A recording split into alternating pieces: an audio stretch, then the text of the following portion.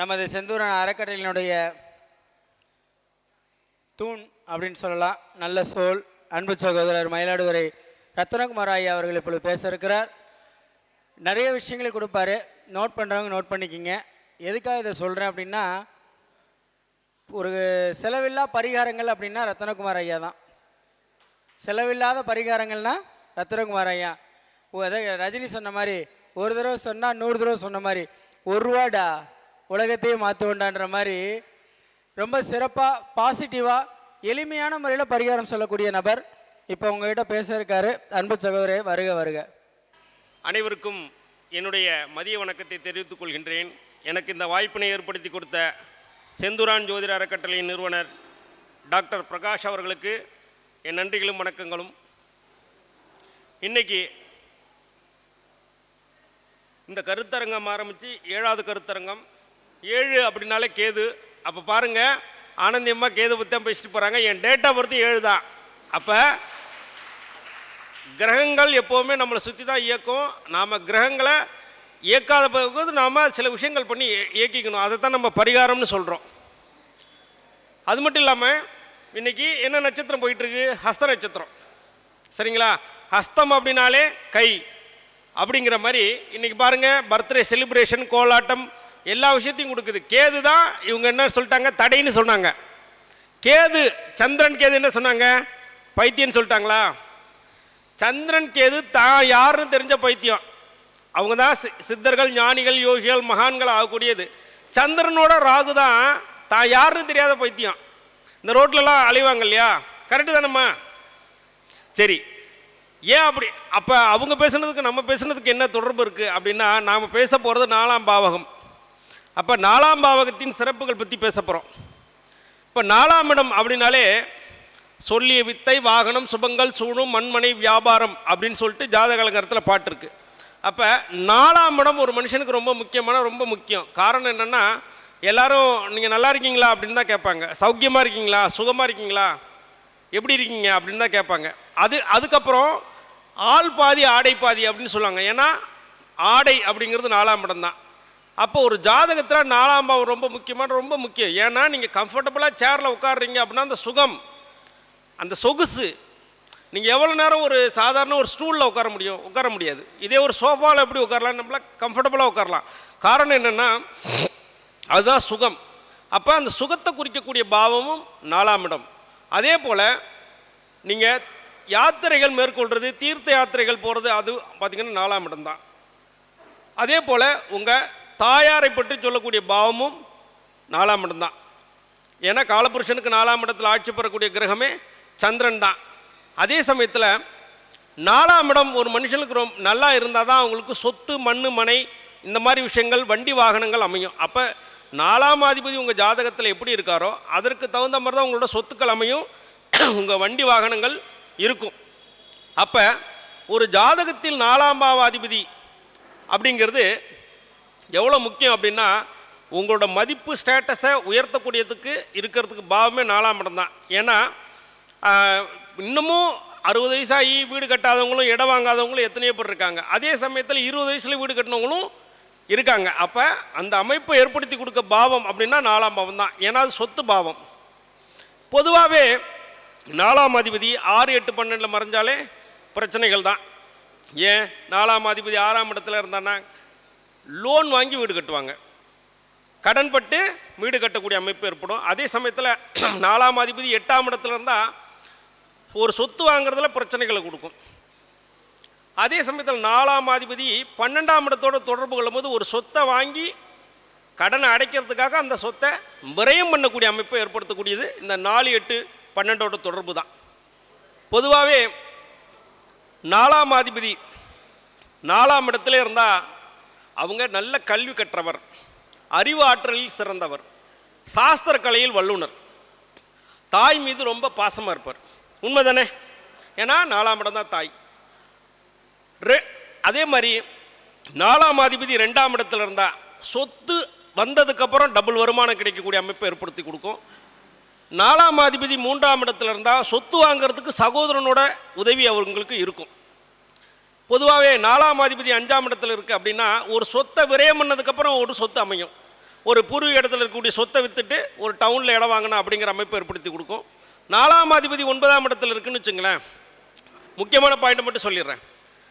தந்தை ஒரு சொத்தை வாங்கி கொடுப்பார். இந்த மாதிரி அமைப்பெல்லாம் ஒவ்வொரு பாவத்துக்கு தகுந்த மாதிரி அந்த அமைப்பு இருக்கும். பொதுவாகவே 4ஆம் இடத்தில் சூரியன் இருந்தால் நீங்கள் சொத்து வாங்கினதுக்கப்புறம், வீடு வாங்கினதுக்கப்புறம் ஒரு பதவி, ஒரு புகழ் உங்களை தேடி வந்தே தீரும். 4ஆம் இடத்துல சூரியன் இருந்தால் ஒரு இடமோ ஒரு சொத்தோ நீங்கள் வாங்கினதுக்கப்புறம் உங்களுக்கான புகழ் உங்களை தேடி வரும். அதே போல் தந்தை பிரிவு இருந்துச்சுன்னா சொத்து வாங்கினதுக்கப்புறம் தந்தை உங்களுடன் வந்து சேருவார். இது மாதிரி அமைப்பு ஏற்படும்.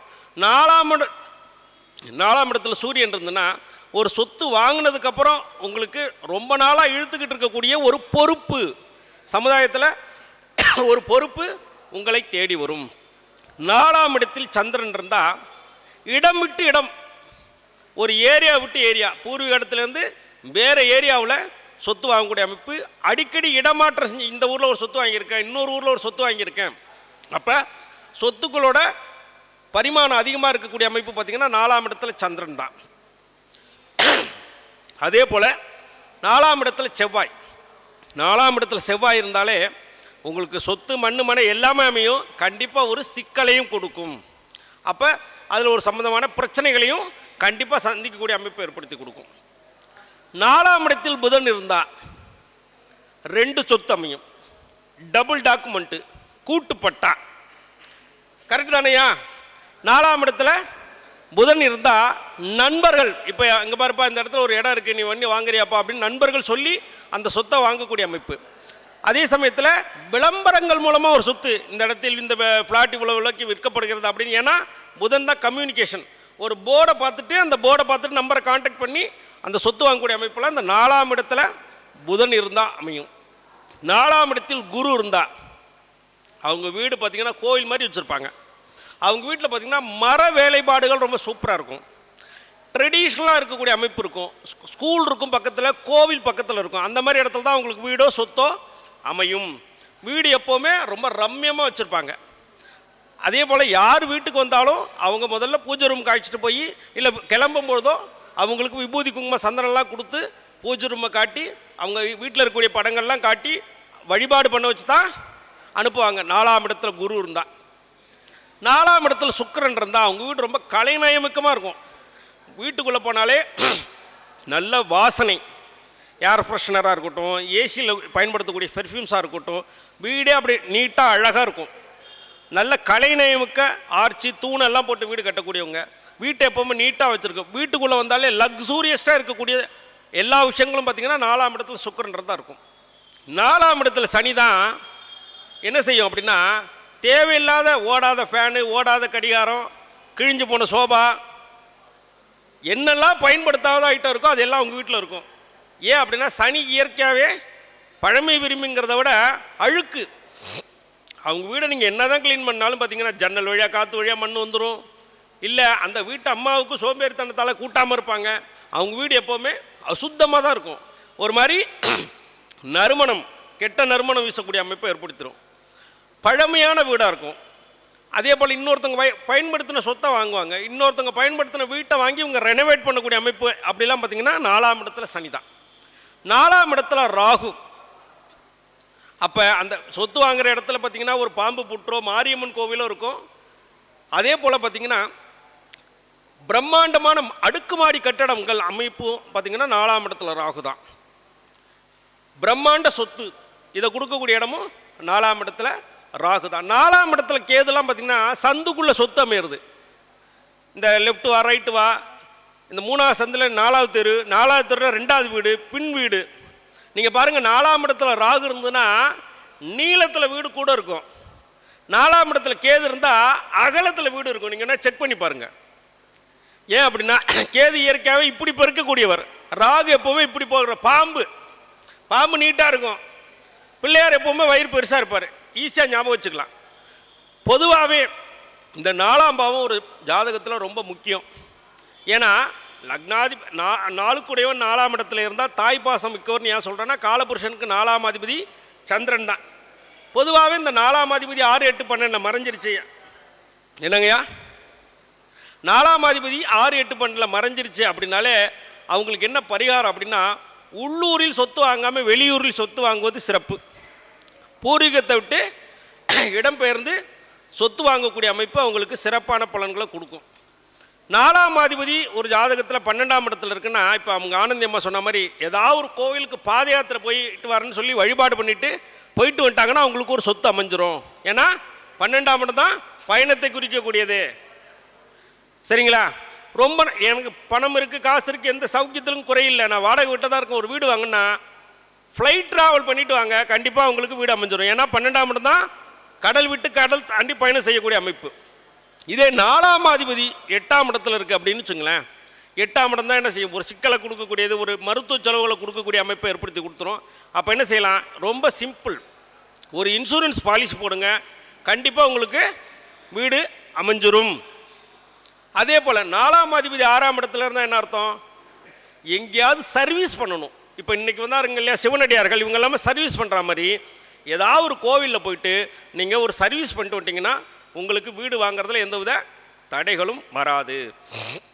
பொதுவாகவே 4ஆம் இடத்துக்கு என்ன பரிகாரம் செய்யலாம் அப்படின்னா, நிறைய தீர்த்த யாத்திரை மேற்கொள்ளலாம். ஏன்னா 4ஆம் இடமே நீர் வீடு. அப்போ நிறைய நதிகளில் குளிக்கிறது. 4ஆம் இடம் கெட்டு போச்சுன்னு வச்சுங்களேன், 4ஆம் இடம் தான் மனசு, ஒரு டிசிஷனான முடிவு எடுக்க முடியாது, எல்லாத்துலேயுமே கன்ஃபியூஷன் ஏற்படுத்தக்கூடியது 4ஆம் இடம் தான். அப்போ குழப்பவாதி, ஒரு விஷயத்தை கேட்பார் பற்றி கேட்கக்கூடியவரும் 4ஆம் இடம். ஏன்னா இவரால் சொந்த முடிவு எடுக்க முடியாது. 4ஆம் இடம் கெட்டு போச்சுன்னா இவரால் ஒரு சொந்த முடிவு எடுக்க முடியாது, இன்னொருத்தவங்க சொன்னதையும் இவரால் கேட்க முடியாது. 4ஆம் இடம் ஒரு ஜாதகத்தில் எப்படி இருக்கோ அவங்க போடக்கூடிய ஆடைகளும் அப்படி தான் இருக்கும். நீங்கள் என்ன பாருங்கள், 4ஆம் இடத்துல ராகு இருக்கவங்க பிரம்மாண்டமான பிராண்டட் சட்டை போடக்கூடியவங்கலாம் 4ஆம் இடத்துல ராகு இருக்கவங்க தான். என்னம்மா, இதே 4ஆம் இடத்துல சுக்கிரன் இருக்கவங்க பாருங்கள், அவங்க சட்டையில் மனமன பெர்ஃப்யூம்ஸ் அடிக்கக்கூடியவங்கலாம் யாருக்கு இருக்கு, 4ஆம் இடத்துல சுக்கிரன் இருக்கவங்க பாருங்கள், நல்ல வாசனை திரவியங்களை பயன்படுத்துவாங்க, அயன் பண்ணி தான் போடுவாங்க, சென்ட் போடுவாங்க. ஏன்னா அந்த காரகத்துவம் பரிபூர்ணமாக வேலை செய்யும். நீங்கள் என்ன பாருங்கள், சட்டையை மடித்து வச்சு அந்த சட்டை கசங்கியாக இருந்தாலும் கவலைப்படாமல் பயன்படுத்தக்கூடிய பாருங்கள், 4ஆம் இடத்துல சனி இருக்கிறவங்க சட்டை கசங்கி இருந்தாலும் கவலைப்பட மாட்டாங்க. நேற்று போட்ட சட்டை இன்றைக்கி போடக்கூடியவங்கெல்லாம் பார்த்தீங்கன்னா இந்த 4ஆம் இடத்துல சனி இருக்கக்கூடியவங்க தான். 4ஆம் இடம் தான் ஒரு மனிதனோட மகிழ்ச்சியை குறிக்கக்கூடிய பாவம். பொதுவாகவே 4ஆம் அதிபதி நல்ல ஸ்தானத்தில் இருந்தால் அவங்களுக்கு எப்போவுமே மகிழ்ச்சி கிடைக்கும். மன ரீதியாக விரக்தி ஆகக்கூடியவங்களுக்கெல்லாம் என்ன பரிகாரம் அப்படின்னா, இப்போ இதெல்லாம் இருக்குது, இதெல்லாம் நேச்சர் விதி, இந்த விதியை யாராலும் மாற்ற முடியாது. இதுக்கு பரிகாரம் இருக்கா இல்லையா, நிச்சயமாக இருக்குது. ஒரு கருப்பு கலர் பேனா வாங்கிக்கோங்க, வாங்கிட்டு உங்களுக்கு என்னெல்லாம் பிரச்சனை இருக்கோ அதை பூரா அந்த கருப்பு பேனாவில் அந்த பேப்பரில் எழுதி சுக்கு சுக்காக கிழித்து ஓடக்கூடிய தண்ணியில் விட்டு வந்துடுங்க, அந்த ப்ராப்ளம் சால்வ் ஆகிடும். புரியலையா? ஒரு கருப்பு கலர் பேனாவில் உங்களுக்கு இருக்கக்கூடிய பிரச்சனைகள்லாம் எழுதணும். எனக்கு நிறைய பணம் வருது, ரொம்ப சந்தோஷம்னு எழுதிங்கன்னா பணம் வராது. எனக்கு இருக்கக்கூடிய கடன்கள் நிவர்த்தி ஆகணும், எனக்கு இருக்கக்கூடிய நெகட்டிவை பூரா பிளாக் கலர் பேனாவில் எழுதி ஓடக்கூடிய தண்ணியில் கிழித்து சுக்கு சுக்காக போட்டு வந்துடுங்க, உங்களுக்கு அன்னையிலேருந்து இருக்கக்கூடிய நெகட்டிவ் எல்லாம் சரியாயிடும். சரி, இது செஞ்சாச்சு. இது கர்மா சார்ந்த விஷயம். உடம்பு அப்படிங்கிறது உங்களுக்கு பார்த்தீங்கன்னா சுகஸ்தானம்னு சொல்கிறோம். ஒரு மனிதனுக்கு ஹெல்த்தில் பாதி பிரச்சனைனா கண் திருஷ்டியால் தான் மிகப்பெரிய பாதிப்பே வரும். கரெக்டாக இல்லையா? ஏன்னா குழந்தையிலேருந்து நாம் கும்பிட்ற சாமி வரைக்கும் திருஷ்டி சுற்றி போடுறாங்க. ஒரு மனிதனுக்கு கடுமையான திருஷ்டி பாதிச்சிருச்சுன்னு வச்சுங்களேன், அவங்களால செயல்படவே முடியாது. பாருங்கள், நல்ல ட்ரெஸ் போயிட்டு வந்து இந்த கல்யாணத்துக்கு போயிட்டு வந்ததுக்கப்புறம் ஜுரம் வந்துருச்சு அப்படின்னு சொல்லுவாங்க.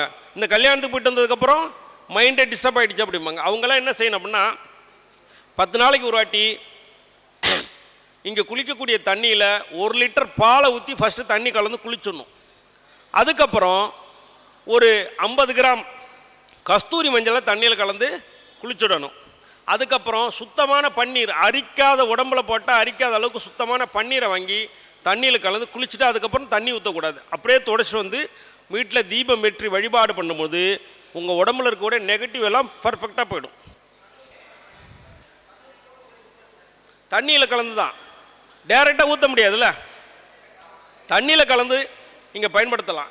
இப்படியெல்லாம் நீங்கள் செய்யும்பொழுது உங்களுக்கு ஹெல்த் நல்லா இருக்கும். இது எல்லாமே 4ஆம் பாவம் தொடர்புடைய விஷயம்தான். அப்போ 4ஆம் அதிபதி உங்கள் ஜாதகத்தில் விரயஸ்தானத்தில் இருக்குது அப்படின்னா நீங்கள் அடிக்கடி வஸ்திர தானம் பண்ணுறது சிறப்பு. எல்லாரும் எல்லா தானமும் பண்ணால் நல்லது தான். ஆனால் உங்கள் ஜாதகத்தின்படி நீங்கள் எந்த பாவத்திற்கு நீங்கள் பரிகாரம் பண்ணுறீங்களோ அந்த பாவத்தை முதல்ல இயக்கணும். அந்த பாவத்துக்கான ப்ராப்பரான பரிகாரம் தான் பண்ணணும். இப்போ வந்து ஆனந்தியம்மா சொன்ன மாதிரி எந்த வீட்டுக்கு எந்தெந்த விஷயங்கள் பண்ணணும். இப்போ காட்டு ராசியில் இருந்தால் அவங்க தூபம் போடலாம், நீர் ராசியில் இருந்தால் அவங்க அபிஷேகம் பண்ணலாம், நெருப்பு ராசியில் இருந்தால் அவங்க தீபம் போடலாம். சரிங்களா? அதே போல் நிலராசியில் இருந்தால் அங்க பிரதட்சணை வரலாம், அடி பிரதட்சணை வரலாம், செடிகள் வளர்க்கலாம். அதே சமயத்தில் ஒவ்வொரு பாவத்தையும் நாம் எப்படி இயக்குறோங்கிறதுல தான் உங்கள் ஜாதகத்துக்கு பரிகாரம் எங்கே இருக்குது, வெளியிலலாம் இல்லை, உங்கள் ஜாதகத்தில் தான் இருக்குது. ஒரு பாவம் உங்களுக்கு செயல்படலாம், அதுக்கு நேர் நிவர்த்தி பாவம்னு சொல்லக்கூடிய 7ஆம் பாவத்துக்குள்ள காரகத்துவத்தை நீங்கள் தானமாகவோ அது சம்மந்தமான விஷயங்களை நீங்கள் இயக்கும் போது ஆட்டோமேட்டிக்காக அந்த பாவம் நிவர்த்தி ஆகும். அப்போ ஒரு பரிகாரங்கிறது நம்ம வெளியிலேருந்து எடுக்கிறத விட உங்கள் ஜாதகத்தின்படி தான் உங்கள் பரிகாரம் வேலை செய்யும். பொதுவான பரிகாரங்கிறது வேற, அதே சமயத்தில் உங்கள் ஜாதகத்தின் அமைப்பின்படி இருக்கக்கூடிய பரிகாரங்கள் வேற. இப்போ ஒரு உதாரணத்துக்கு ஒரு லக்னம் சொல்லுங்கள், நீங்களே சொல்லுங்க ஐயா. கன்னி லக்னத்துக்கு 4 கூடியவன் யாரு? சரி, 4ஆம் அதிபதி உங்கள் ஜாதகத்தில் எங்கே இருக்காருங்க? 4ஆம் அதிபதி நீங்கள் எப்போவுமே பர்ஃபெக்டாக ட்ரெஸ் போட்டுட்டு தானே வரீங்க. அப்போ உங்கள் பேச்சு எப்படி இருக்கு? நல்ல ஆன்மீக சம்பந்தமான, ஏன்னா குருவோட தன்மையை அவர் வெளிப்படுத்துறார். 2ஆம் இடம் தான் வாக்குஸ்தானம். கரெக்டு தானே? இன்னைக்கு பேசக்கூடிய முதல் வாய்ப்பு யாருக்கு கிடைச்சதுங்க? இன்னைக்கு என்ன நட்சத்திரங்க? அப்போ கன்னிராசி, நீங்கள் என்ன நட்சத்திரங்க பாருங்க. அப்போ ஒரு ஜாதகத்தின்படி தானே ஒரு மனுஷன் இயங்குறான். கரெக்ட் கரெக்ட் இல்லை, நீங்கள் சொல்லிட்டீங்க. இப்போ வந்து கரெக்டு தானே? இப்போ 4 கோடியும் 2ஆம் இடத்துல இருக்கா. இன்னைக்கு ஹஸ்த நட்சத்திரம் உங்கள் நட்சத்திரமே இயங்குது. இன்னைக்கு தானே நீங்கள் தானே முதல் பேச்சாளர். அப்போ உங்கள் ஜாதகத்தின்படி நீங்கள் உங்கள் பரிகாரத்தை பிரமாதமாக செய்யும்போது உங்கள் வாழ்க்கையில் நிறைய வெற்றிகள் கிடைக்கும். அப்போ அதே போல் 4ஆம் அதிபதி உங்கள் ஜாதகத்தில் 10ஆம் இடத்துல இருக்குன்னு வச்சுங்களேன். 10ஆம் இடங்கிறது கர்மா. ஒரு சொத்து வாங்கும்பொழுது ஒரு வீட்டில் கர்ம காரியம் நடக்கும். அப்படி இல்லைன்னா கர்மத்துக்கு நிகரான ஒரு கசப்பை கொடுக்கும். சரி, அப்போ என்ன அர்த்தம்? நான் வீடு வாங்கினா ஒருத்தங்க இறந்து போயிடுவாங்க, அப்படி எடுத்துக்கூடாது. அப்போ உங்கள் ஜாதகத்தில் 4ஆம் அதிபதி 10ஆம் அதிபதியோடு தொடர்பு கொள்ளும் பொழுது வீடு கட்டணும், சொத்து வாங்கணும்னு நினைக்கும் போது நீங்கள் ஏதாவது அநாத பிணங்கள் இல்லை ஏதாவது ஒரு இறப்பு வீட்டுக்கு போயிட்டு அவங்களுக்கு தேவையான மரியாதைகளை செலுத்திட்டு அவங்கள்ட்ட ஒரு ஆசீர்வாதம் வாங்கிட்டு வந்துட்டீங்கன்னா இந்த விஷயம் சால்வ் ஆக போகுது. அவ்வளோதான். இங்கே வந்து சொல்லுங்கள். ஐயா சொன்னது இப்போ 100க்கு 100 உண்மை. அதாவது எனக்கு 9 வயது இருக்கும்போது எனக்கு குரு திசை நடந்தது. அந்த குரு திசை வந்து எனக்கு கன்னியா லக்கணத்துக்கு 7 கூடிய மாரகாதிபதி பாதகாதிபதி குரு திசை. எங்கள் அப்பா 9 வயதில் இறந்தார். எனக்கு 10 வயதில் ஒரு சொத்தை வாங்கினேன் நான். அதாவது ஒரு இழப்புக்கு பின்னாடி ஒரு வெற்றியை கொடுத்தது, ஒரு அவயோகத்தையும் அந்த கிரகம் செஞ்சது. அதே சமயத்தில் ராஜகிரகம் ஒரு சிறப்பையும் கொடுத்தது. அது மிகப்பெரிய எனக்கு ஒரு சிறப்பு தான். ஏன்னா எனக்கு குரு வந்து 2ஆம் இடத்துல வாக்குஸ்தானத்தில் குருவுடன் சூரியனுடன் இணைஞ்சிருந்தாலும் கூட அவன் கன்னியா லக்கணத்திற்கு, அதாவது 7க்கு உடையவன், 7க்கு உடையவன் சூரியன் வந்து 12ஆம் விரையாதிபதியாக இருந்தாலும் கூட அந்த தகப்பனை அந்த இடத்துல மாரகம் பண்ண வைத்தது. ஆனால் வந்து மாரகத்தை கொடுத்தாலும் கூட அந்த குரு என்ன பண்ணாருன்னா ஒரு சிறப்பை அந்த இடத்துல வாரி வழங்கினார். இது ஐயா இந்த இடத்துல ஒரு வாய்ப்பு கொடுத்ததுக்கு மிகவும் நன்றி, வாழ்த்துக்கள். பாருங்க, அவங்க அப்பா அவர் ஜாதகத்திலே கன்னி லக்னம், 4 கூடிய குரு, 4ஆம் இடங்கிறது வீடு, 4 கூடிய 2ஆம் இடத்துல இருக்கான், சூரியனோடு சேர்ந்திருக்கான், விரையாதிபதியோட 2 கூடியன் சேர்ந்திருக்கான். அப்போ தந்தையின் விரயத்திற்கு அப்புறம் அவருக்கு வீடு. அப்போ ஒரு விதி மாறாது. ஒரு இழப்பு இருந்தால் நிச்சயம் அதில் உங்களுக்கு ஒரு ப்ளஸ் இருக்குது. எல்லா கிரகத்துலேயும் ப்ளஸ்ஸும் இருக்குது, எல்லா கிரகத்துலேயும் மைனஸும் இருக்குது. குரு மாதிரி கொட்டி கொடுக்குறவங்க இருக்க மாட்டாருன்னு சொல்லுவாங்க. குரு மாதிரி ஒன்றா நம்ம ரோட்டில் நிற்க விட்டாலும் கிடையாது.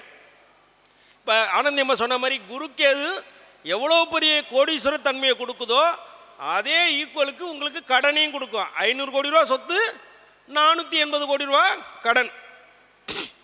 அப்படி கொடுக்கக்கூடியதும் இந்த குருவோட கேது தான். அப்போ உங்கள் ஜாதகத்தில் 4ஆம் அதிபதி, நம்ம 4ஆம் அதிபதி தானே பேசிக்கிட்டு இருக்கோம், 4ஆம் அதிபதி உங்கள் ஜாதகத்தில் எப்படி இருந்தாலும் கவலைப்படாதீங்க. உங்கள் தாயிடம் ஆசீர்வாதம் வாங்குங்கள். 4ஆம் இடம் தான் தாய். தாயின் காலையே பிடிச்சுங்க.